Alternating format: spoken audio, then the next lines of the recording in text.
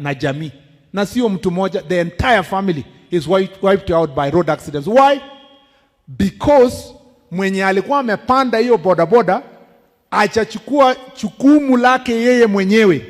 Anataka kulaumu mwenye bodaboda, anataka kulaumu mwenye anaendesha, anataka kulaumu waziri. Si kwamba wewe una uwezo ya kuamua kitu yenye inafaa. Kama sisi kama Wakenya tungefuata kwanza kanuni za barabara, tungeokoa maisha ya Wakenya. Mtu anapanda matatu ya watu 14. Yeye afungi belt. Yeye anaingia ni 14 seater, lakini anaona 14 people wamekaa, anasema songa songa tupendane. Wanaongeza gari, wanaongeza imejaa. Alafu akiingia ndani, yeye kazi yake ni kupika picha na kuweka TikTok.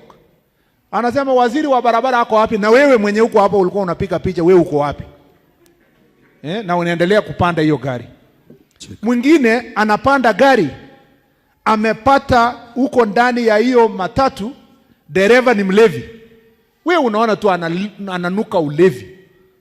Yeye ni mlevi, hata alistaka, aliinuliwa ndio akakalia steering. Na wewe bado unakaa kwa hiyo matatu, asifa kuna matatu zingine kwa Kenya. I want to request the people of Kenya, if we take responsibility as the citizens and become conscious of the things we are going through, I want to assure all of you that we will be able to sort out this problem of road accidents, because responsibility starts with those who are going to have the highest impact of those accidents, which is you, the passenger. Tumesikizana mpaka hapo?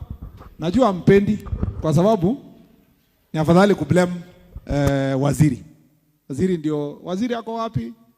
Huyu gari ilipokuwa overtake, waziri yako wapi? I want us as citizens to take responsibility. Tunapoteza 5,000 people every year.